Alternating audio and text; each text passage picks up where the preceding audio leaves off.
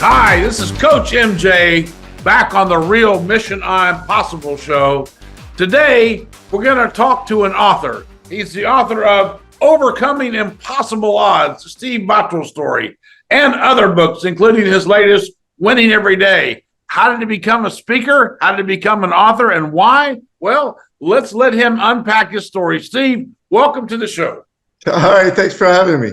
So, Steve, just as I understand it, one day you were getting ready to get married in a couple of months, and you had this terrible car accident, which spun you around into the snow, and you got jackknifed and ended up in the hospital. They thought for sure that you're going to have to donate your organs. You were done for. You're in a coma and never coming back. And here you are. So thank you for coming. Thank you for being possible on the Real Mission Impossible show. And you're the perfect guest to tell us about how you had the mindset to fight your way back, to learn how to walk again, to learn how to talk again, and be with us here today, inspiring us all. Thank you. So to get right down to it, yes, I was in a horrible car accident, passenger in a car. I was going home to put the finishing touches on my wedding. We were T-boned directly where I was sitting, crushed the car. They don't know what happened to me, and I ended up being in a coma. They tried to revive me plenty of times, give me the shock to try and wake me up again, defibrillators. But then I ended up being in a coma, and my parents were asked by the doctors, would you like to donate his organs? Because he's not going to come out of the coma. He's going to live on machines his entire life. He'll be stuck in the hospital. And, for one reason or another, I won't give the book away about why they actually didn't operate on me, but they were just about to, and something miraculous happened. And the crazy thing is about all this, I could hear what was going on. And, they were telling my parents, he'll never be 100% again. He'll never be 100%. He'll probably won't remember who you are. He'll never talk again. He'll never walk again. Everything. And for some reason, I heard that. I believe a lot of people in a coma also hear things. And something inside me, I don't know what it was, where I got that strength, but refused to accept the fact that I would end up like that. And I kept saying to myself, I'm going to be better than 100%. I'm going to be better than 100%. I'm going to show these people. And when I did come out of my coma, that drive was still there. I don't know where it came from and how I was able to hear these things, but it happened. And, like you said there, I had to learn to walk again, talk again, see again. You can notice my eyes still messed up. I had a trach in my throat. So, machines would keep me alive. I have many scars all over my body from the operations they did. And I just kept coming back, and they were amazed that my resilience and my drive to come back. And when I eventually learned to talk and walk, I would always tell the nurses every day, I'm going to be better than 100%. I'm going to be better than 100%. And they would say, well, Steve, no one gets back to 100%. 1 in a million make it back to being 100% again. And I said, well, I'm the one. I'm the one. You don't understand. I'm the one. I am that one. And I don't know where this drive came from or how I had it. Maybe it's from my upbringing of always wanted to push myself and always being the underdog. But that I had an incredible drive, and it took me years to learn to do everything again, to speak again, to speak in front of people, to socialize. But you know what? I went back to school. I went back to university where I was not given all the credits, even though I was just about to finish. They said, well, you still need to have 2 more credits. And well, I had to learn to read again, had to learn to write again. And how am I going to do this? So, I thought of different ways. So what I did was I couldn't remember things, right? So I would take a tape recorder. Back in the day, you take a little tape recorder, put it in front of the class, let the teacher teach the lesson, and then I would record it, go home, listen to it over and over and over and over, drill it in my head, write massive notes best I could until I understood it. And eventually I ended up passing all those classes. What should have taken me maybe 4 months took me 2 years. But you know what? It doesn't matter how long it takes someone. If you have that dream, drive, and passion, you can accomplish anything. It doesn't matter how long it takes you. As long as you have that inside you, you can accomplish anything. That's so unbelievably amazing. Yeah. You are the true I'm possible person to be on this show today. It's an honor to have you share just a little part of your story. They're obviously chronicled in your books, and for someone who had to learn to read and write again, you've written, I think, 3 books already. Yeah. And you're a speaker. COVID slowed you down a little bit, but you're back.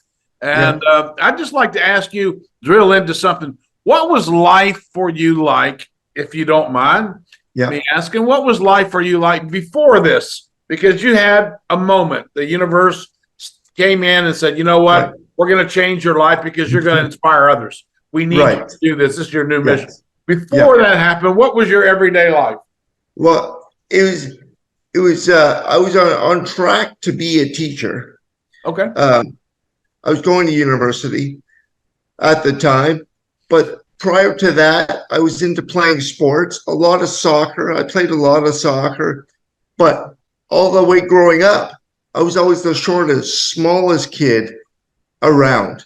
And I always had to push myself to keep up with the bigger kids. Try harder. Try harder.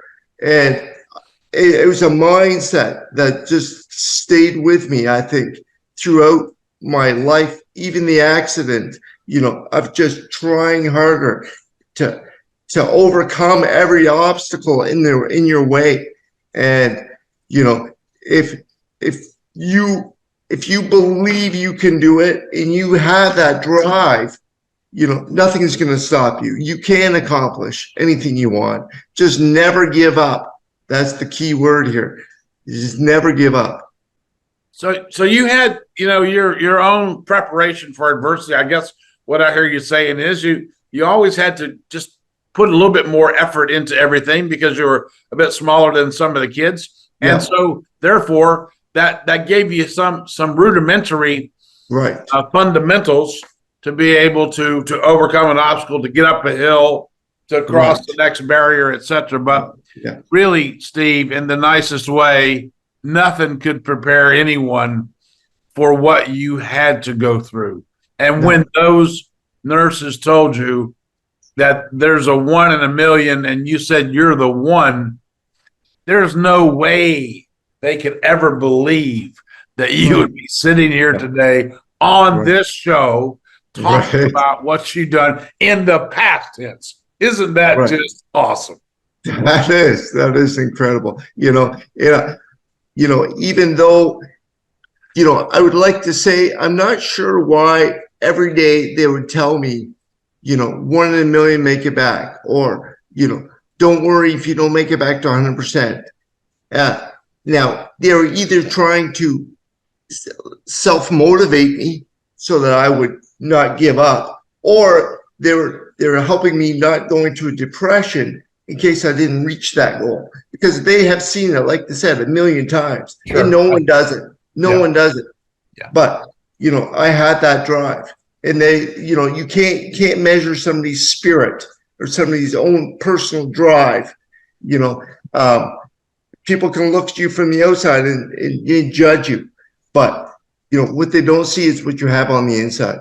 Yeah. So, folks, if you're not watching this on YouTube TV on our channel, and you're listening to this as a podcast, Steve has an injury on one of his eyes. It's not quite regularized itself, and he continues to be functional and get out there and do everything. And I just have a question for you. Yeah. What was it? This is not for you, Steve. This is for our audience today. Okay. What was it that you thought about last week that you just thought it was terrible? What was it that you just thought last week you just didn't know if you could put up with it again or get through another day? Whether it was a weight loss program that you thought you could join, or whether you had some vice you were trying to correct or get into the gym, or somebody was upsetting you, or your boss was cranky, whatever it was, if you think you had a bad day, I ask you, put yourself in the shoes of our guest today, because Steve Bottrill was on his way to get married in 2 months when his life was turned around by this terrible accident. And by the way, I understand the car was half the size and that they had to pry you out and fly you to a specialty hospital just because they didn't even know that they could keep you alive. Yeah. Yeah. And here you are. You're a miracle, Steve. Thank you. I'm so grateful to have met you. We knew that we found you and we said, okay, we're going to get this gentleman on the show because he is a miracle. And with his books that he's written now, and one of them, of course, you've centered on faith, which I think is really important, because anybody who's ever been through any adversity who claims that they've done it alone and stand on a mountain victorious has missed the point. We don't do any of this by ourselves.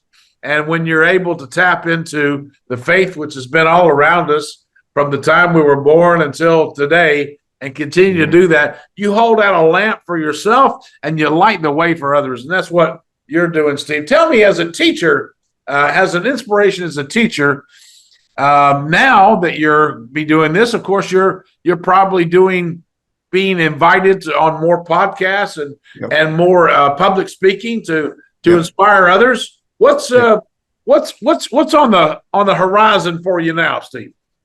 Well, it's trying to get on a lot more podcasts. What I do is I go around to a lot of schools and give a lot of talks to the school age kids, because a lot of kids just give up nowadays. They don't want to persevere, push through the problems. They say, well, I quit. I don't want to do this anymore. And, I just tell them my story and try to inspire them and show them that, if they believe in themselves, they can achieve anything. And that's my big saying. If you believe, you can achieve.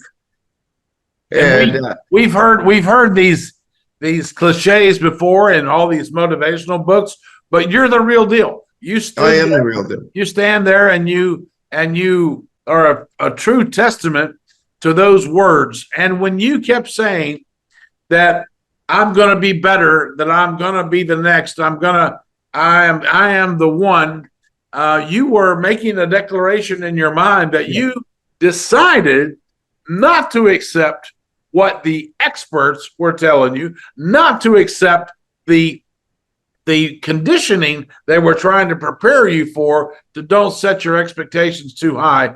You made demands on yourself through your faith and through your personal inspiration. And that's what drove you through to be able to face all those odds and be here today with us. Yes, that's right. I agree. And how do you do this with the kids? Tell me a little bit about when's the last time you went over there, and I can just imagine the looks in their eyes and their faces when they heard your story. Yeah. Last time I was over there was probably about maybe a month or two ago to a school. I have a slideshow presentation I try to bring up and, have the kids, I tell my story about how nobody believed in me, but if I believe, then I can achieve. That's where I get them going. I get the fist pumping. If I believe, I can achieve, and then by the end of the presentation, everybody's hyped up, pumped up, ready to attack the day and attack their next goal. And, it's never give up on your dream. Picture yourself with that dream. Believe you can accomplish that dream. And you will one day accomplish the dream. Just don't give up. We have kids today who they're probably still inspired by some of the sporting greats like the Michael Jordans of the world, or the LeBron James, or Patrick Mahomes, just to name just a few of these. Yeah. And so that's what kids are kind of looking at today, and how much they pay for their sneakers and what's the rap song. But what they're not understanding until you meet them, until they get a chance to know more about you, is that everyone has adversity dished out in unequal measures to them at different times of their life. And by helping kids today understand that, yeah, something's going to be difficult today. And guess what? Decide, are you going to let difficulty stand in your way? Or are you going to be that much closer to where you want to be? They need these kind of messages, and they need role models like you, Steve. Thank you. Yeah. So tell us now, what when you first got your first book, The Overcoming Possibilities, did you get a chance to be on stages with that book? Because you were kind of interrupted by COVID. That was like off limits for people to come listen. Yeah, that's right.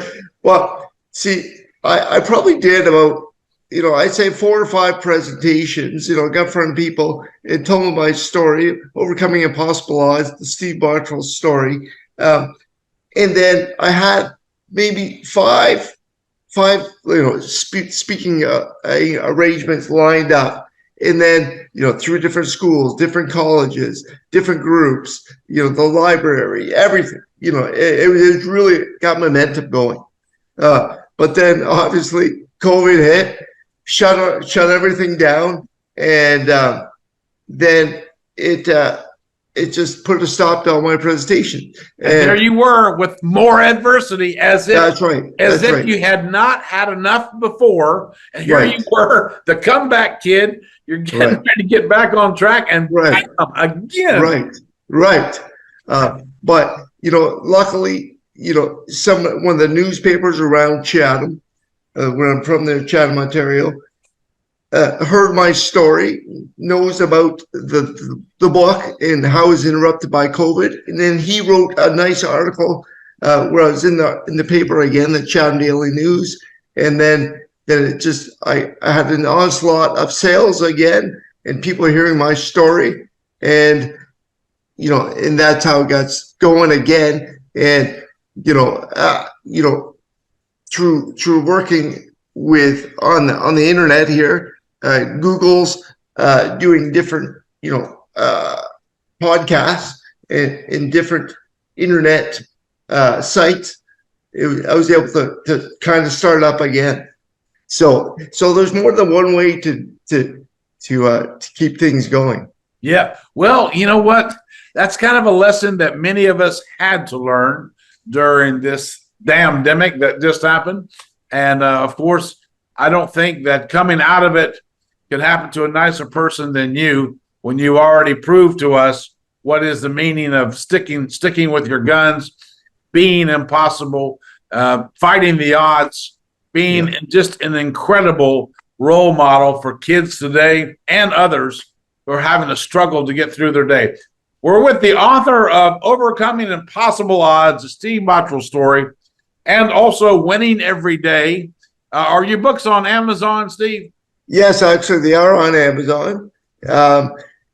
Winning Every Day, The Motivation You Need to Change Your Life is an ebook on Amazon. If you look on Amazon.ca, it's probably on Amazon.com as well. I'm not sure.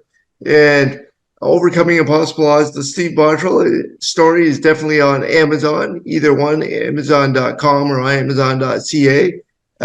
Ebook or paperback, if you want to take a look at that.